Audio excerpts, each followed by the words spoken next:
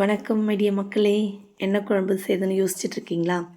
வாங்க அதிரடி சாம்பார் எப்படி வைக்கலான்னு பார்க்கலாம்.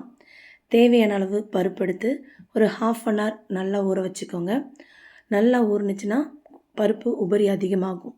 இப்போ இந்த பருப்பு கூட 2 தக்காளி, 2 மீடியம் சைஸ் வெங்காயம், 10-15 பல் பூண்டு, 2 பச்சை மிளகாய்.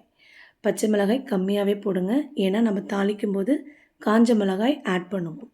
இப்போ இவங்க எல்லாரையும் ஒன்று சேர்த்து குக்கருக்கு மாற்றிடலாம். பாருங்கள் இவ்வளோ அழகாக இருக்கிறாங்க எல்லோரும். இன்னும் கொஞ்சம் நேரத்தில் என்ன ஆக போகிறாங்கன்னு பாருங்கள்.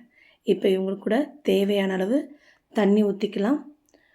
இவங்கள அப்படியே கேஸில் வச்சு ஒரு 3 விசில் இல்லை 2 விசில் வச்சு ஒரு 10 minutes சிம்மில் வச்சு கூட நீங்கள் எடுத்துக்கலாம்.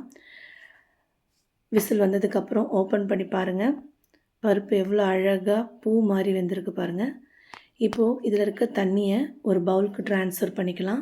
ஏன்னா பருப்பு கடையும் போது தண்ணி இருந்தால் மேலே தெளிக்கும்.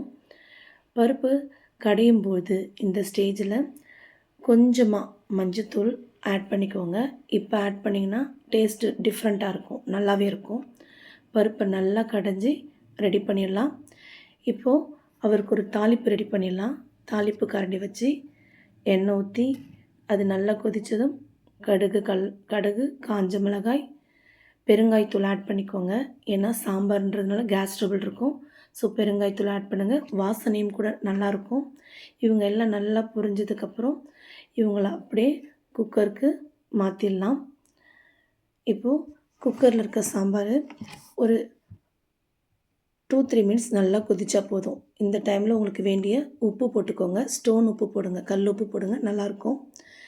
இப்போது வாசனைக்காக கருவேப்பிலை, கொத்தமல்லி இதில் ஆட் பண்ணிக்கலாம். இன்னும் அதோடைய ஃப்ளேவர் அதிகமாக இருக்கும். தட்டில் சாதம் போட்டு குட்டியாக ஒரு குழம் வெட்டிக்கிட்டு அதில் நமக்கு வேண்டிய சாம்பார் ஊற்றிக்கோங்க. சாம்பார் பாருங்கள் எவ்வளோ தண்ணியாக இருக்குதுன்னு சொல்லிட்டு. இப்படி தான் தண்ணியாக இருக்கணும் குழம்பு, கெட்டியாக இருக்கக்கூடாது. இதுக்கு என்ன வேணாலும் நீங்கள் சைடிஷ் வச்சு சாப்பிடுங்க. இது பேர் தான் தண்ணி சாம்பார் அல்லது கில்லு சாம்பார்னு சொல்லுவாங்க. ட்ரை பண்ணி பாருங்கள், டேஸ்ட் அல்டிமேட்டாக இருக்கும். உங்களுக்கு ரொம்ப ரொம்ப பிடிக்கும். தேங்க்யூ.